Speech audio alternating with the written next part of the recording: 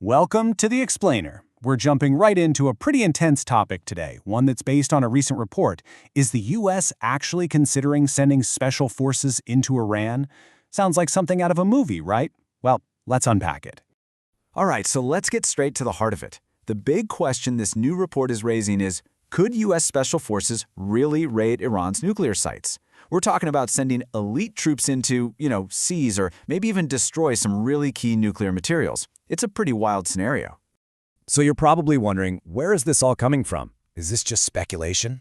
Well, no. It actually traces back to some very specific reporting. Yeah, this isn't based on some vague rumor. A White House correspondent is reporting that, and I'm quoting here, one option that's on the table is to send in special operations units into sites like Isfahan. The important thing to notice there is just how specific that is. This sounds like a concrete military plan being discussed, not just a what-if.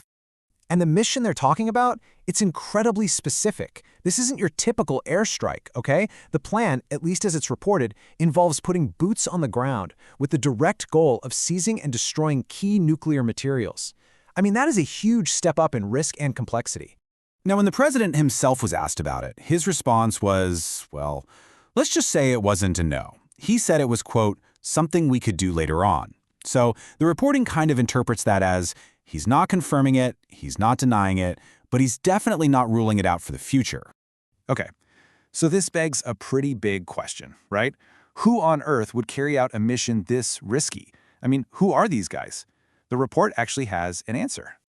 The unit that gets named specifically is Delta Force. We're talking about one of the U.S. Army's absolute top-tier, most elite units. Their whole reason for being is to handle the toughest, most dangerous jobs you can imagine. Things like counter-terrorism, direct action, those super high-risk rescue missions. And get this, here's a really crucial detail from the report. This isn't just some hypothetical thing they might be asked to do one day. The report claims that these units, Delta Force specifically, have been training for this exact type of scenario for a long, long time. So here's the bottom line from the reporting. The capability, the training, all the prep work, it's already in place. The units are described as being, and this is the phrase they use, at the ready. Basically just waiting for the green light, if that order ever comes down. But as crazy as this sounds, the idea of a ground raid like this, it's not totally new.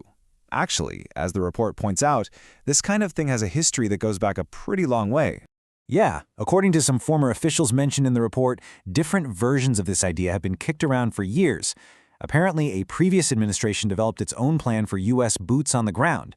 Then, during the Obama administration, Israel supposedly proposed a similar commando-style raid. And now, well, the report claims the option is still on the table.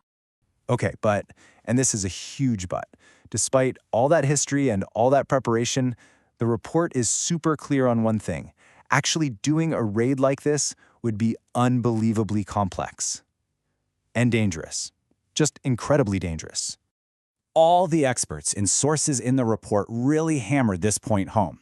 Before a mission like this could ever get a green light, there's this huge list of critical, life or death questions that would absolutely need to have solid answers. And these questions really show you the scale of the challenge here. I mean, think about it.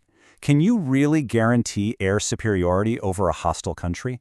How do you keep a small team of soldiers safe when they're deep inside enemy territory? And what about the target itself? How do you even get to nuclear material that's buried deep underground in some kind of super fortified bunker? What kind of special equipment would you even need to dig it out? These aren't small problems, they're massive, massive hurdles. So, after all that, where does this leave us? What's the big takeaway from all of this reporting? Well, it really comes down to this fundamental tension. On the one hand, you've got this highly prepared force. You've got Delta Force, who've trained for this exact thing, and they're described as being at the ready. But then, on the other hand, you have these just immense obstacles. You've got major unanswered questions about logistics and safety, and the political and military risks they're just astronomical. It makes you wonder if the whole thing is even feasible. And that's really where the report leaves us, with this big, hanging question. Is a special ops raid on Iran just an improbable last resort, something that's ultimately way too risky to ever actually try? Or, because the plans are there and the forces are ready, is it a persistent possibility, something that's always sitting on the table, just waiting for the right moment or maybe the right crisis to be put into action? And that right there, that's the unresolved tension at the very heart of this whole thing.